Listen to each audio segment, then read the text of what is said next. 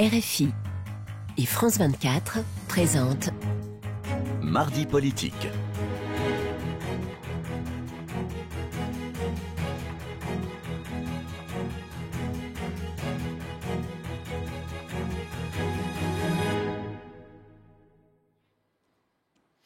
C'est l'heure de Mardi politique sur France 24 et RFI. Bonsoir Véronique Rigolet. Bonsoir Roselyne. Notre invité ce soir, Éric Coquerel. Bonsoir. Bonsoir. Vous êtes coordinateur politique du Parti de gauche, donc soutien de Jean-Luc Mélenchon. Merci d'être sur ce plateau avec nous. Alors on vit bien sûr une campagne folle où rien n'est impossible et où tout s'invente jour après jour. Vendredi, François Fillon était laissé pour mort, ressuscité dimanche. Et lundi, un bras d'honneur au cacique des Républicains. J'y suis, j'y reste. Fillon a fait de la résistance. Pour l'instant, il a gagné. Est-ce qu'à vos yeux, vous dites aujourd'hui, Fillon, c'est un révolutionnaire? Non, c'est le symptôme d'une période et d'un moment où, pour la première fois, on assiste en direct et pendant l'élection présidentielle à la fois une décomposition et une recomposition de la vie politique. Je crois qu'il est le symptôme de ça. Il est le symptôme, quelque part, d'une 5e République à bout de souffle, c'est-à-dire où le monde de l'argent, le monde de la politique, le monde des intérêts privés, tout ça se mélange. Il y a eu l'affaire Cahuzac. Il y a M. Fillon maintenant qui est empêtré dans affaire après affaire. Il y a Mme Le Pen qu'il ne faudrait pas oublier non plus au niveau des affaires. Bien sûr. Et tout ça donne un climat malsain. Moi, je trouve qu'on a une drôle de campagne comme il y a eu un peu la drôle de guerre, c'est-à-dire qui n'arrive pas à démarrer. Dont les Français, moi je les comprends, je suis le premier à me dire mais qu'est-ce que c'est que cette histoire quand on se dit on est devant l'écran, on est abasourdi. Ça c'est la décomposition, mais sur la recomposition c'est quoi? La recomposition, ça peut être justement le fait d'avoir un espèce de grand parti démocrate à l'américaine, un centre à l'américaine, vous voyez, autour de M. Macron, qui se redessine, qui paraît être le candidat du système, il faut le dire, qui est soutenu par beaucoup de grands médias, qui est soutenu même par le MEDEF, qui en appelle à un électorat de droite, de gauche, enfin bon, qui est attrape-tout, mais dont le programme est très libéral, par contre, on en parlera peut-être au niveau des mesures. Et puis d'un autre côté, M. Fillon, en se maintenant coûte que coûte, non seulement, j'allais dire, joue un très mauvais tour à son camp, parce que je ne vois pas comment un candidat aussi fragilisé peut accéder au second tour, mais pire, il permet, j'allais dire, en alimentant sa campagne déjà pendant la primaire de contenu très à droite sur le plan des idées, sur le plan sociétal, sur le plan libéral, et là maintenant finalement en appelant à fragiliser la République sur une espèce de vision complotiste des choses, il prépare quelque part une possible migration des électeurs des Républicains vers Mme Le Pen qui pourrait apparaître comme M. Trump, on pourrait avoir une espèce de bipartie américaine. Donc c'est pour ça qu'il est urgent de montrer qu'il y a une troisième voie. C'est dont je vais essayer de vous convaincre avec Jean-Luc Mélenchon. En attendant, quel impact a eu cette tragi-comédie de la droite sur votre candidat, sur Jean-Luc Mélenchon? Est-ce qu'elle ne l'a pas rendu parfaitement inaudible? Non. Pas que lui, d'ailleurs. On arrive quand même à se faire entendre. On entend notamment les appels pour notre marche du 18 mars. Bon, enfin, ça, c'est vrai que ce climat fait qu'on ne parle pas du fond, on ne parle pas des programmes. Il a parlé de prise en otage on est pris en otage par monsieur Fillon et même Mme Le Pen, je rappelle, qui recourt au même procédé. Elle dit même qu'elle qui n'a pas de mots assez durs par rapport au Parlement européen, se protège derrière le Parlement européen pour ne pas aller à la convocation des juges. Donc on a une situation qui effectivement est très malsaine. Cette campagne n'arrive pas à démarrer. Et donc ceux qui sont les plus pénalisés, c'est pas tant ceux qui, comme M. Macron, n'ont toujours pas de programme, enfin, où viennent juste d'avoir... Il en a. Il y a depuis 2 semaines, d'ailleurs, on assiste que tous les vendredis, il a un programme et que les médias le suivent comme si c'était à chaque fois une nouveauté. Enfin, passons. Écoutez, on attendait. Donc, mais le plus pénalisé, c'est celui qui, depuis 1 an, a un programme cohérent, qui peut être critiqué ou pas, comme on veut, qui a même chacun l'a reconnu, qui a même un budget que nous avons présenté il y a maintenant 3 semaines, très très détaillé. Et donc, nous, on aspire qu'à une chose, c'est que vite cette campagne commence, que des débats contradictoires aient lieu. Parce que c'est là où je pense qu'il faut marquer des points. On va parler bien sûr de la campagne de Jean-Luc Mélenchon, de votre programme. On ne va ne faire à peu près que ça. J'aimerais juste qu'on reste quand même un petit moment sur l'affaire Fillon, parce que vous l'avez dit, c'est en train de métastaser partout. Et on ne parle effectivement que de ça. Encore encore une révélation là, du Canard enchaîné, décidément, sur un prêt, cette fois de 50 000 € qui aurait été fait par Marc de l'achat à Charrière, donc le patron de la revue des Deux Mondes. Et effectivement, François Fillon dit j'ai oublié de le déclarer, un prêt sans intérêt. D'abord, votre réaction là-dessus, est-ce qu'on va vivre effectivement au fil de ce feuilletonnage Ça continue. Ça risque, oui. Ça risque. Ça continue, oui. Monsieur Lacharrière, c'est la personne à qui il a remis la Légion d'honneur, je crois, déjà, oui, tout à fait. Qui était censé avoir employé sa femme pendant 1 an et demi à 100 000 €. Bon, Oui, c'est une de ses affaires. Enfin, c'est présumé. Oui, tout est présumé. Donc, Tout est présumé. Enfin, ce qui n'est pas présumé, quand même, ce qu'il a nié au départ, c'est que présumé qu'il n'ait rien fait. Pénélope Fillon Pas a qu'elle bien l'ait travaillé pour à peu près et ses enfants pour 900 000 € en se souvenant pas de leur emploi. Ce qui n'est pas présumé, je vous le rappelle également, qui n'est pas répréhensible par la loi, mais qui est répréhensible politiquement, c'est le fait que M. Fillon avait une société avec les anciens dirigeants d'AXA, alors même qu'il propose une privatisation de la sécurité sociale qui va avantager des sociétés comme AXA. Ouais. Il y a là M. Fillon, quelque part, je vous le dis, il est le symptôme d'un système. Il serait une erreur, à mon avis, de considérer que c'est un cas unique. Alors, je ne dis pas non plus, parce que ça serait injuste par rapport à des milliers d'élus, et notamment je pense aux maires, etc., qui font un travail formidable, qui sont eux honnêtes, et il ne faut pas généraliser. Mais M. Fillon, quelque part, c'est le symptôme de gens qui finalement pensent qu'ils sont au-dessus des lois. Pendant des années, ils ont vécu dans un système, dans ce système qui fait que la politique, c'est plus un engagement, mais c'est une carrière, un métier, et où l'oligarchie financière et politique se mélangent sans arrêt. Et voilà, il en est le représentant. Alors, c'est quand même paradoxal qu'en même temps, il en appelle aujourd'hui au peuple face aux juges. À votre sens, il n'a pas sa place dans la course à la présidentielle ? Bien sûr que non. Donc, je vous le dis, il n'a pas sa place. Et je pense même que, encore une fois, je vous le dis, je pense qu'il joue un très mauvais tour au courant républicain de droite qui existe et qu'il est en train de dissoudre sur place. Enfin, c'est ça, et de radicaliser. Quand vous dites qu'il en appelle au peuple, mais vous aussi vous en appelez au peuple. Est-ce que vous avez remarqué que nous on n'est pas un produit du système et que nous n'avons pas de casserole derrière nous. Bah écoutez, vous pouvez le vérifier. Un produit du système. Non, nous ne sommes pas un produit du système. Nous condamnons la Cinquième République. Mais qu'est-ce que vous entendez par système d'abord? Le système, c'est par exemple le système, c'est le fait que parce vous êtes par exemple un homme politique. C'est un mot valise. Je vais vous le dire. Le système, à un moment donné, c'est vous êtes un homme politique qui est censé défendre l'intérêt général. Or, il se trouve que vous avez des jetons dans des conseils d'administration, que finalement vos lois avantagent des entreprises, des sociétés, des actionnaires avec lesquels vous êtes étroitement liés d'un point de vue économique. Ça veut dire que un système, ça veut dire que vous êtes, comme M. Macron, par exemple, très lié à des grands groupes de presse qui sont dirigés aujourd'hui non pas par des journalistes, mais la plupart du temps des patrons qui ont une vision transversale de leur métier. Je pense par exemple à des grands groupes de télé. C'est des patrons de presse qui travaillent pour l'État. C'est ça qui... Oui, non.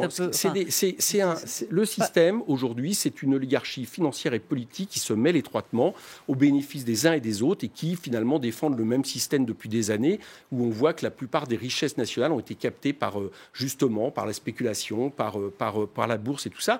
Et ça forme quand même, justement, Pinson et Charlot l'ont très bien traduit dans leur livre, les deux sociologues, ça forme quelque part un monde des riches. Bon, et on est très loin aujourd'hui, je prends M. Fillon, on est très loin d'une Cinquième République à la naissance qui avait, j'allais dire, un problème dès le départ, qui avait un vice dès le départ, qui était cette espèce de monarchie présidentielle. Mais au moins, De Gaulle, il séparait en deux ses factures d'électricité quand il s'agissait de sa vie. Donc les purs, c'est vous, les purs, c'est Mélenchon, les autres, c'est le système.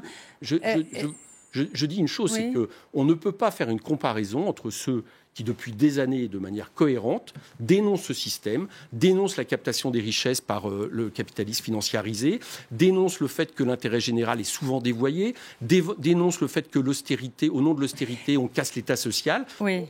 Il est évident qu'à partir du moment où on dénonce ça, et y compris d'ailleurs...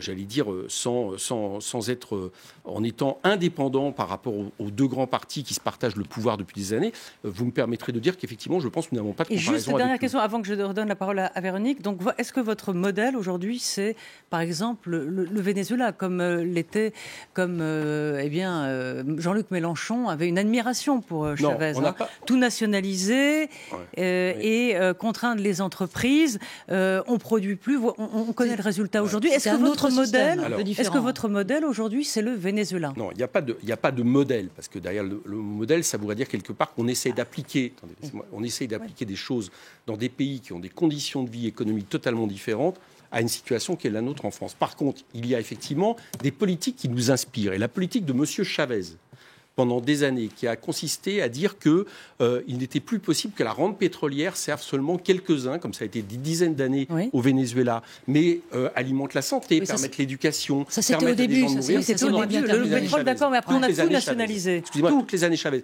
Et sinon, vous ne comprendrez pas, moi j'étais au Venezuela, vous ne comprendrez pas pourquoi M. Chavez a été réélu à chaque fois, y compris dans les référendums révocatoires qui ont été une bonne chose, d'ailleurs, les référendums révocatoires. Vous voyez que le Venezuela, à ce niveau-là, on pourrait s'en inspirer. Il les a gagnés. Non, mais c'était donc je pense que oui, dans les pays d'Amérique latine, il y a eu des révolutions citoyennes qui ont posé la question, de l'indépendance nationale vis-à-vis des États-Unis. Vous savez qu'en Amérique latine, c'est une des choses qui j'allais dire, façonne la vie politique. Et deux, qui propose une autre répartition des richesses. Donc vous êtes resté très chaviste par rapport à ce qu'a fait Chavez. Chavez, je ne sais pas, je me fie toujours des mots en israël. Oui. Non, mais le résultat aujourd'hui du Venezuela, vous dites c'est une bonne chose. Mais aujourd'hui, le résultat vous me parlez de Chavez, donc je vous parle oui, mais enfin là, c'est la résultante. Donc je constate simplement que de sa politique. Oui, mais je constate aujourd'hui qu'au Venezuela, il y a des défauts économiques qui ont été faits, notamment le fait très certainement de ne pas avoir suffisamment utilisé justement la rente pétrolière pour convertir une économie, notamment de manière écologiquement soutenable, etc. Ça, c'est des critiques qu'on peut faire, mais ce sont aussi des pays... Mais c'est pas que le pétrole, après on a tout nationalisé, les magasins, le papier toilette, enfin tout. Mais nationalisé, non, tout n'est pas nationalisé, et nationaliser n'est pas un gros mot quand c'est nécessaire. Ce n'est pas ça qui caractérise ou pas qu'une économie soit mauvaise. On a nationalisé en 80 les banques, je pense que c'était nécessaire. Oui. À la Libération, on a beaucoup nationalisé en France, c'était nécessaire. Donc nationaliser n'est pas un gros mot si c'est ce que vous voulez me faire dire. Alors, on va reparler de ça, mais tout à l'heure, on va peut-être revenir à François Fillon, qui fait un peu l'actualité ce soir encore, mais il faut dire on est mardi soir, donc le Canard enchaîné est sorti.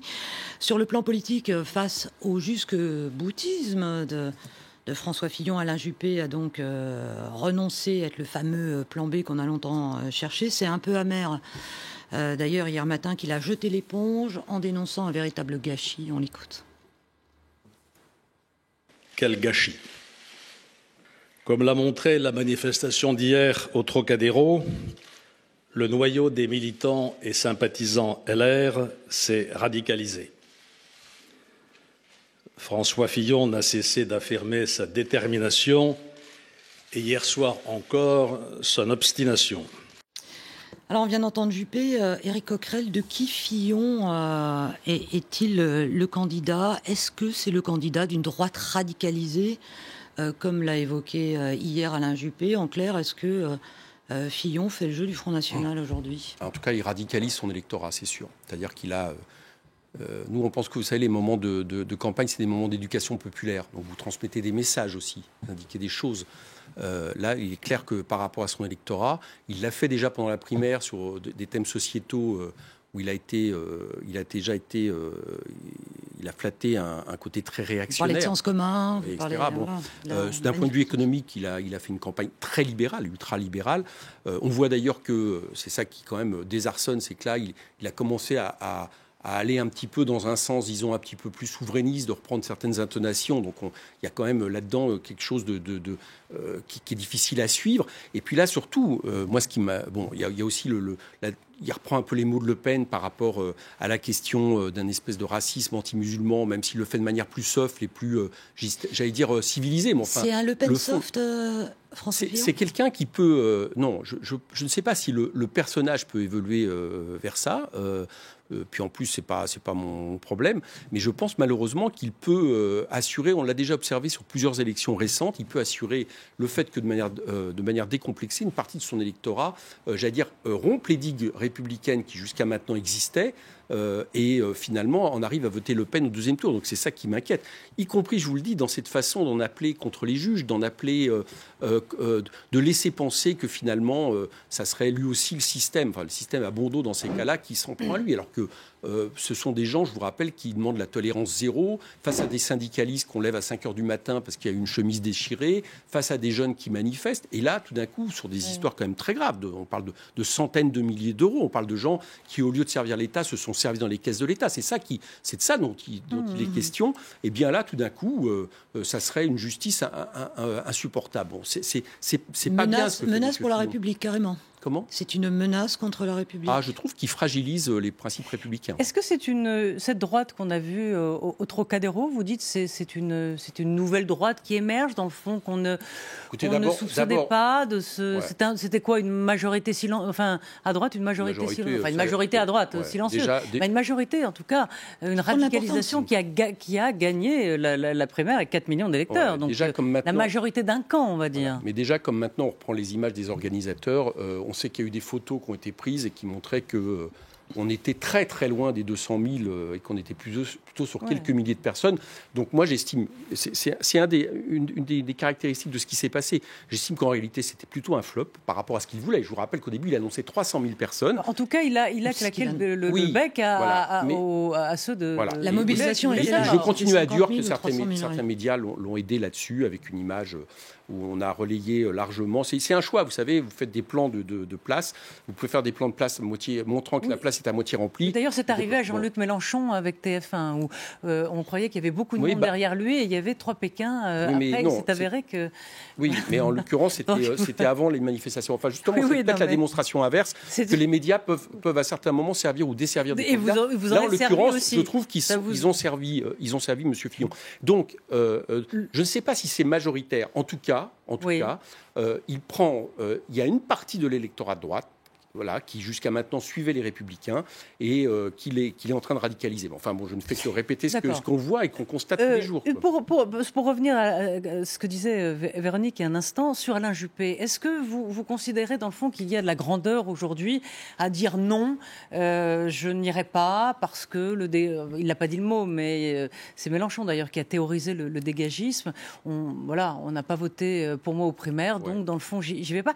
Ou vous trouvez en tant que, comme politique, qu'un homme politique se doit donner son corps, non pas à la science, mais à la politique. Moi, je pense que Alain Juppé a estimé qu'il n'avait plus de chance dans cette élection parce que dans ces cas-là, il vaut mieux tourner les talons. Il était trop tard et que, quelque part, il ne se reconnaissait finalement pas dans le projet et dans la manière de faire campagne de M. Fillon. Voilà, je pense qu'en l'occurrence, moi, j'ai rien à dire sur sa déclration. Je la trouve assez juste. Bon, mais moi, je ne suis pas seulement commentateur de ce que fait la droite. Dans cette sortie de Juppé à ce moment précis. Je voudrais quand même dire une chose, c'est qu'aujourd'hui, on a maintenant un paysage qui commence à se... Alors, on verra bien si les nouvelles histoires du canard finissent par vraiment les fragiliser. Mais enfin, apparemment, il a l'air décidé à les coûte que coûte, même au risque d'ailleurs d'être un candidat mis en examen, ce qui serait, j'allais dire, ce qui ruinerait définitivement ses chances, en tout cas handicapé dès le départ. Et donc, finalement, moi je voudrais quand même dire qu'on a un projet un paysage qui est en train de se dessiner. On a Madame Le Pen avec sa règle brune. Sa règle brune, c'est la constitutionnalisation de la préférence nationale, dont on ne dit pas assez à quel point c'est un projet fondamentalement anti-républicain, qui donne une vision racialiste du pays, qui est même pas de remonter avant la Révolution française. Elle est pour le droit du sang, on remonte même avant François Ier. C'est le projet le plus dangereux. Voilà, c'est le projet le plus dangereux. Le seul moment dans la vie politique française où on a adopté un projet qui déclare la guerre à 11 millions de personnes... Et pourquoi il serait plus dangereux que vous ? Que votre propre programme. Parce que vous pensez que notre projet est un projet de haine, de division, de guerre contre les immigrés, contre les enfants d'immigrés dans ce pays. Vous avez l'impression que notre projet est un projet où on déclare, on a l'impression que... On passera un petit sonore tout à l'heure de Jean-Luc Mélenchon. Donc nous, c'est tout l'inverse. On a un projet humaniste et un projet qui croit justement dans les valeurs universelles et républicaines de la France. On pense que c'est ça qui fait la grandeur de la France et que quand elle est sur ces bases-là, elle en est que plus forte et non pas sur le fait de dénoncer l'autre, le pauvre, de proposer aux pauvres de se diviser entre eux parce que l'un a une couleur de peau différente, de proposer aux travailleurs de se diviser entre eux parce que l'un a une couleur de peau différente, etc. Donc le projet de Mme Le Pen, c'est ce que j'appelle la règle brune. Il y a la règle d'or qui est incarnée par M. Macron. Vous les appelez le bon, la brute et le truand. Alors le truand, c'est Fillon. Le bon, c'est Macron. La brute, c'est Marine Le Pen. Et le bon, vous avez mis entre guillemets, bien évidemment, parce que je pense que le vrai bon de l'affaire, c'est Jean-Luc Mélenchon, s'il est bon à vie. Mais le bon choisi par le système, c'est M. Macron, ça très clairement. Il prolonge finalement les quinquennats de M. Sarkozy, Hollande, Empire. Il aggrave la loi travail. Il continue à proposer 60 milliards de dépenses publiques en moins, dont 11 milliards aux collectivités territoriales. Il explique que vis-à-vis des collectivités territoriales, il proposera un contrat... On va revenir sur le programme de Macron. D'accord, mais je finis juste, comme ça je n'y reviendrai pas, qu'il propose un contrat où l'argent sera mis en échange. Donc c'est vraiment un système qui est la poursuite de ce qui vient d'échouer pendant 10 ans. On va terminer cette première partie là-dessus. On y revient juste après le flash d'infos dans la deuxième partie de Mardi Politique.